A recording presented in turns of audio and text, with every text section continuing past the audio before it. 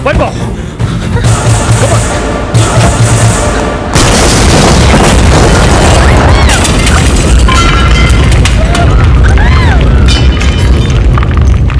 Good news, మనం case గెలిచేసాం.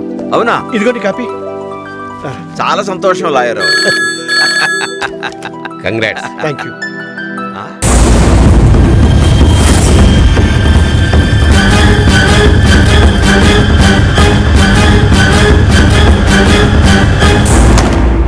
పదండి.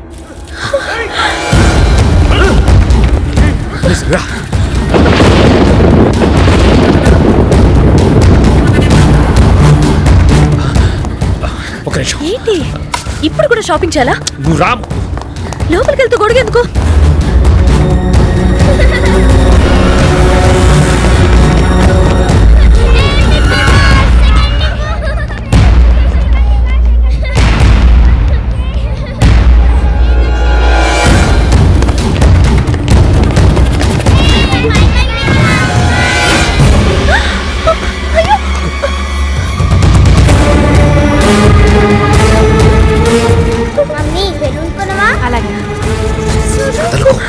ఇదిగో బాబు, ఈ బెలూన్ ఎంత? రూపాయలమ్మా. అదెంత? ఏదమ్మా? అదిగో ఆ గ్రీన్ కలర్ది. అది 10 రూపాయలమ్మా. సరే.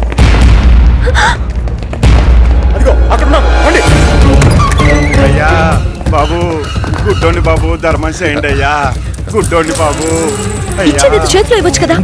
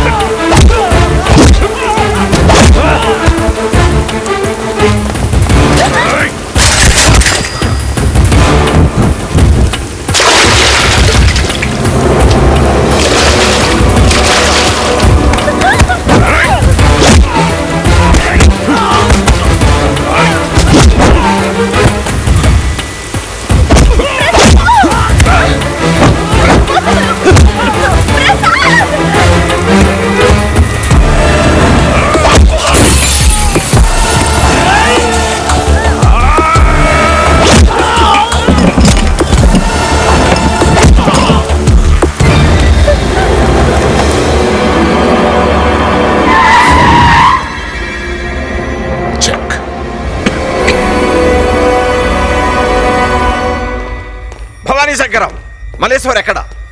కూర్చోండి. వద్దు, ఈ మర్యాదలు వద్దు. ఈ గొడవలు, కేసులు, పగలు అన్నీ పోవాలి. నా మనవరాలు సుఖంగా బతకాలి. అందుకు నీకేం కావాలి? పొలాలు కావాలా, ఫ్యాక్టరీలు కావాలా, డబ్బు కావాలా, బంగారం కావాలా? నీ మనవరాలు నా ఇంటి కోడలు కావాలి. ఎస్, మల్లీశ్వరి నా కొడుక్కిచ్చి పెళ్లి చెయ్యి. అప్పుడు ఆపేస్తాను. ప్రామిస్, అన్నీ ఆపేస్తాను.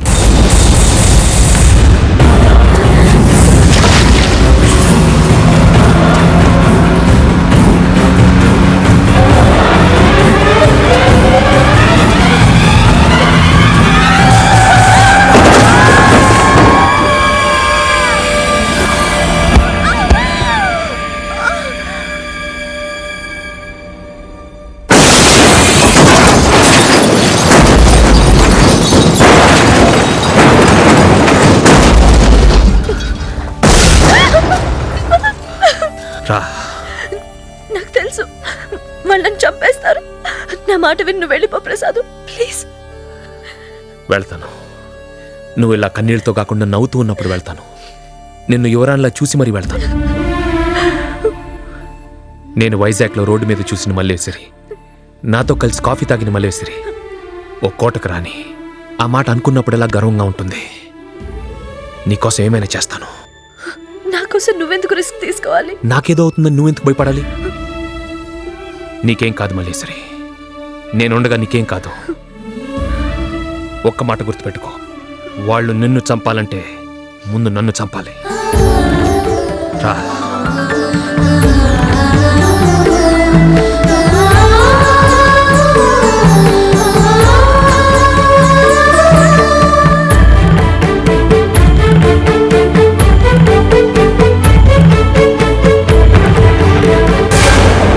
ఇలాంటి వాళ్ళతో సంబంధం కలవడమే మా అదృష్టం అన్నగారు. అన్నగారు ఆరోగ్యం జాగ్రత్తగా చూసుకోవాలి మరి. చాలా సంతోషం. మళ్ళీ మళ్ళీ ఏమ్మా దెబ్బలేమన్నా తగిలాయా?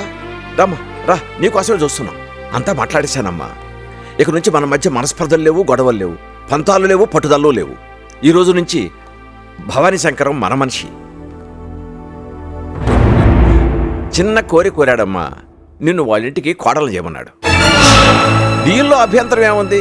ఏనాటికైనా మనందరం కలవాల్సిన వాళ్ళమే కదా. మావయ్య కాళ్ళకు నమస్కారం చేయమ్మా. ఏంటి అలా చూస్తావు? చెయ్యమ్మా. శుభం. ఇన్నాళ్ళు కూతురు లేదనే బాధ ఉండేది బాబాయ్ గారు. ఇవాళతో పోయింది. బంగారం లాంటి కోడలు ఇచ్చారు. కోడలతో పాటు పోల్డ్ బంగారం కూడా ఇస్తారుగా.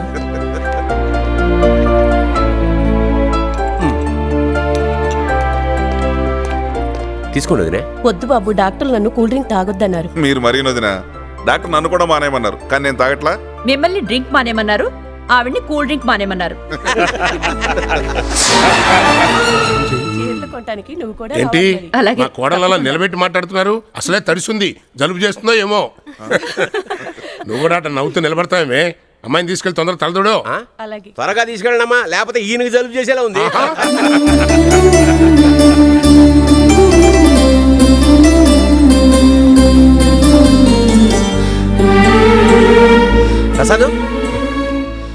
ప్రసాద్ మాట, నువ్వు వచ్చిన హెల్ప్ చేయాలయ్యా. ఏమి అనుకోకుండా నువ్వు ఈ రాత్రికి బాలుగా రూమ్లో పడుకోవాలి. చూస్తున్నావుగా, ఇంటి నిండా జనం, ఒకటే హడావిడి. పైగా మా భవానీ శంకరం గారికి పద్ధతులు అవి బాగా ఎక్కువ. నువ్వు కూడా ఇక్కడ ఉంటే ఆయన ఏమని అనుకుంటాడు. పెద్ద మనిషి కదా, మనమే కొంచెం అడ్జస్ట్ అయితే బాగుంటుంది. ఏమంటావు? వెళ్ళిపోతాను సార్, నా బట్టలు నేను తెప్పిస్తా. బాలు, ప్రసాద్ బ్యాగ్ తీసురా. మరి ఏం తమ్ముడు గారు, సీక్రెటా? అబ్బే అదేం లేదండి, ప్రసాద్ వెళ్ళిపోతానంటుంటే వద్దు ఉండమంటున్నా. అదేంటి బాబు, తెల్లారితే మల్లీశ్వరి పుట్టినరోజు. ఈనాళ్ళు ఉండి ఇవాళ వెళ్ళిపోతానంటే ఎలా?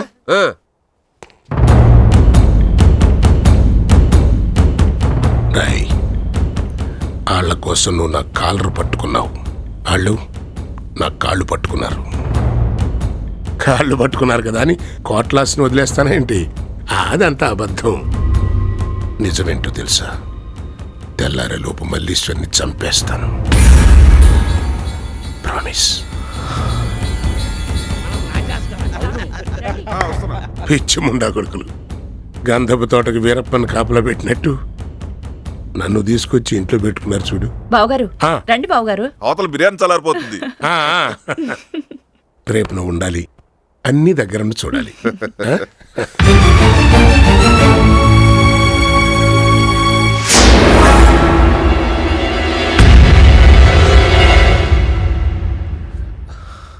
సార్ పర్లేదు సార్, నేను తీసుకొస్తాను.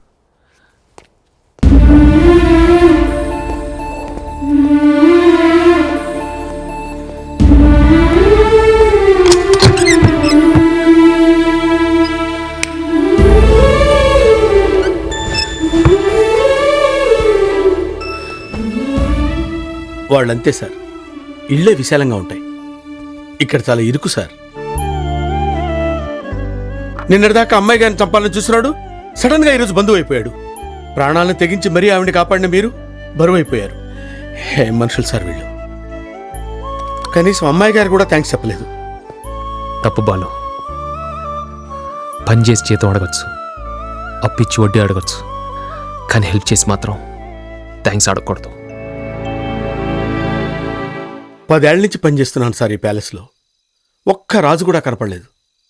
కానీ మొట్టమొదటిసారి చూస్తున్నాను రాజంటే ఎలా ఉంటాడు. వెళ్ళిపోండి సార్, మీలాంటి వాళ్ళు ఇక్కడ ఉండకూడదు. వెళ్తాను బాలు. ఈ ఒక్క రాత్రి ఉండి వెళ్ళిపోతాను.